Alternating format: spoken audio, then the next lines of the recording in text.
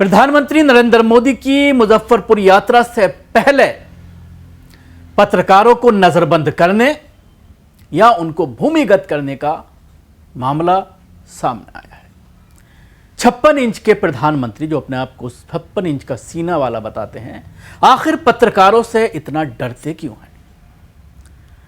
अपने 11 साल के कार्यकाल में एक बार भी प्रेस कॉन्फ्रेंस करने की हिम्मत प्रधानमंत्री नरेंद्र मोदी क्यों नहीं जुटा पाए? सिर्फ अपनी मर्जी के कुछ पत्रकारों को अपने ही मर्जी के कुछ सवालों पर जवाब देते हुए अक्सर जरूर नजर आते हैं, लेकिन हिम्मत आज तक नहीं जुटा पाए 11 साल के अपने कार्यकाल में कि वो पत्रकारों के सवालों का सामना कर सकें। बिहार में इलेक्शन का मौसम है। मुजफ्फरपुर में एक रैली होने वाली थी प्रधानमंत्री नरेंद्र मोदी की। उससे पहले रातों रात कई पत्रकारों को पुलिस ने हिरासत में ले लिया। उसके साथ ही कई पत्रकार गिरफ्तारी से बचने के लिए भूमिगत हो गए।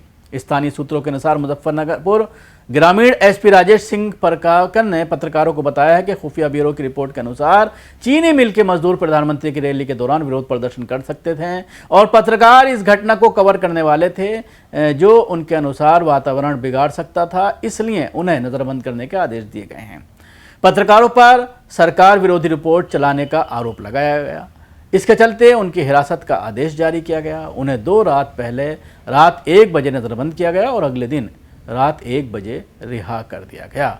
सुनिए एक पत्रकार इस पूरे मामले पर क्या कहते हैं। कल बलराज विधानसभा में का जो दिन था, काले अक्षरों से लिखा जाएगा। जो इतिहास लिखा जाएगा तो काले अक्षरों से लिखा जाएगा, क्योंकि कल बलराज में लोकतंत्र के चौथा स्तंभ कहे जाने वाले मीडिया के ऊपर अत्याचार हुआ है। यूं कहे कि उनका मान मर्दन करने की साजिश हुई है। अब ये साजिश किसने किया, क्यों किया, ये तो भाई हम बता नहीं सकते हैं। लेकिन हाँ, मुजफ्फरपुर पुलिस और बलराज पुलिस जिस तरीके से हमारे साथ या हमारे साथियों के साथ पेश आई और हमें घर से डिटेन किया और लगभग आज दिन के 2 बजे तक मुझे थाने में बैठा के रखा। मेरे कम्युनिकेशन के सारे जो चीज है उसको रख लिया गया और मुझे सारे बाहरी दुनिया से काट दिया गया। और जब इससे पे हमने पूछा कि भाई हमारी गलती क्या है, तो हमें बलराज थाना प्रभारी अभिषेक मिश्रा के द्वारा बताया गया कि भाई आपको इसलिए लेके जाया जा रहा है, आपको इसलिए अपने कस्टडी में रखा जा रहा है कि मोदी जी का कार्यक्रम है। मोदी जी का कल कार्यक्रम खत्म हो जाएगा और उस कार्यक्रम के बाद आपको छोड़ दिया जाएगा। लेकिन जिस तरीके से बलराज पुलिस मेरे घर पे रात को 12 बजे गई, और वो भी 1-2 की संख्या में नहीं, लगभग 3 सेक्शन फोर्स था, जिसमें एसएसबी जवान 1 गाड़ी थे। बलराज पुलिस की 2 गाड़ियां थी, उसमें सब में जवान भरे हुए थे और मेरे पिताजी से ग्रिल खुलवाया गया और पुलिस मेरे बेडरूम तक पहुंच गई। मैंने कहा भाई साहब बात क्या है, इतनी रात के क्यों आ गए?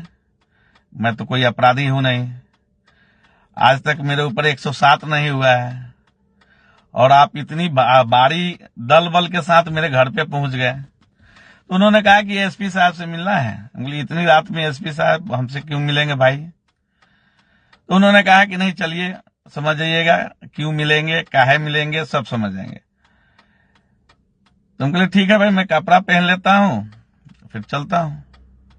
मैंने कपड़ा पहना और मैं पानी पीने के लिए अपने ड्राइंग हॉल में गया पानी पीने। तो मेरे साथ 4 पुलिस के जवान गए कि कहीं भाग न जाए। सोशल मीडिया पे पत्रकारिता करते हैं, बहुत सारे प्लेटफॉर्मों पे काम किया। उसके बाद बीएमसी करने के बाद, बैचलर ऑफ मास कम्युनिकेशन करने के बाद लगा कि हर जगह से कहीं ना कहीं से दबाव आता है, कहीं से ना कहीं से अच्छी खबर दिखाने पे उसको चलाया नहीं जाता है। तो हमने अपना सोशल प्लेटफॉर्म पे अपना एक चैनल क्रिएट किया और लोगों का जो जन समस्या है वो दिखाने लगा। हमने बहुत सारा समस्या दिखाया है, लोगों का बहुत सारा जन समस्या दिखाया है, लेकिन मुझे ये अभी तक पता नहीं चला कि मोदी जी यहां आए तो मोदी जी मुझसे क्यों डर गया। मैंने मोदी जी का पर्सनली कुछ किया नहीं, मैंने मोदी जी के खिलाफ कुछ बोला नहीं, मैंने मोदी जी के खिलाफ कुछ चलाया नहीं, तो मोदी जी को मुझसे इतना डर क्यों लग गया? क्योंकि इतना डर क्यों लग गया? और इतने टाइम तक, लगभग रात के 12 बजे से दिन के 2 बजे तक, मुझे पहले अपने बरवाज थाना के जो प्रभारी हैं वो आगे लेके जाते हैं, उसके बाद आगे लेके जाने के बाद फिर कथैया थाना में हमको शिफ्ट करते हैं, और कथैया थाना को सुपुर्द करने के बाद वो चले जाते हैं। और मुझे बस यही बताया जाता है कि भाई आपको मोदी जी के कार्यक्रम के बाद ही छोड़ा जाएगा। तो हमें आज तक अपने कार्यकर्ताओं को डिटेन करते हुए देखा है, नेताओं को डिटेन करते हुए देखा है, लेकिन पत्रकार को डिटेन करते हुए पहली बार देखा हूं। और वह भी घटना मेरे साथ हुआ। और मेरे एक दोस्त हैं धर्मचंद यादव, उनको भी उठा लिया गया था मोतीपुर थाना द्वारा। फिर एक निजाम समीर है, उनको भी उठा लिया गया था मेरे साथ ही। तो हम पत्रकार हैं, हमारा काम है खबर दिखाना, सही गलत ये सारा चीज दिखाना मेरा काम है। और मोदी जी हमारे मोतीपुर में आ रहे थे, तो अगर मैं वो खबर दिखा देता तो मैं कौन सी गुनाह कर देता भाई? मैं तो कोई गुनाह तो नहीं कर रहा था। अगर मैं वहां जाके कोई खबर दिखा देता, कोई चीज दिखा देता, तो मैं कौन सा गुनाह कर देता? मुझे अभी तक ये समझ में नहीं आ रहा है कि पुलिस मुझे उठाई एसएसपी साहब के आदेश पर, तो क्यों उठाई? आखिर मेरी गलती क्या है? लोग सत्ता से ही सवाल करते हैं, कहीं जन समस्या है वही दिखाते हैं, पत्रकार का काम ही होता है वही दिखाना, सत्ता से सवाल करना। अगर मैं मोदी जी के सभा में जाता और मैं कुछ सवाल कर देता, या मैं किसी पब्लिक से सवाल कर देता, तो मैं कौन सी गलती कर देता?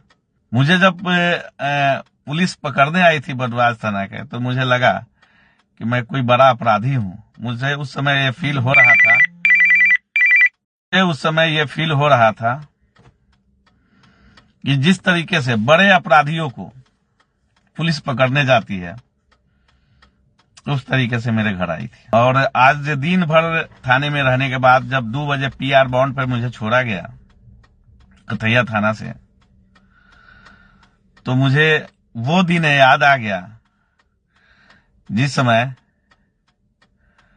इमरजेंसी हुआ था, जेपी आंदोलन हुआ था और इंदिरा गांधी की सरकार थी। उस समय सभी को उठा उठा के जेल में भरा जा रहा था। मुझे बस वही दिन याद आ गया था कि भाई मेरी गलती क्या है। अगर मैं कोई गलती किया होता तो समझ में आता भाई ये गलती, मैंने ये गलती किया है, मैंने ये गलती किया है, मैंने ये गलती किया है। सुना आपने किस तरह से ये खुलासा हुआ है, और साफ जाहिर है कि किस तरह से जो है प्रधानमंत्री नरेंद्र मोदी की रैली से पहले एक रिपोर्ट का हवाला देते हुए कुछ पत्रकारों को मजबूरन भूमिगत होना पड़ा, कुछ पत्रकार हिरासत में लिए गए। जब तक रैली ख़त्म नहीं हो गई उनको नज़रबंद करके रखा गया, जिसमें ज़्यादातर पत्रकार ऐसे थे जो अपना न्यूज़ पोर्टल चलाते हैं, सोशल मीडिया पर सक्रिय हैं, मेन स्ट्रीम मीडिया से किसी का भी ताल्लुक़ नहीं था।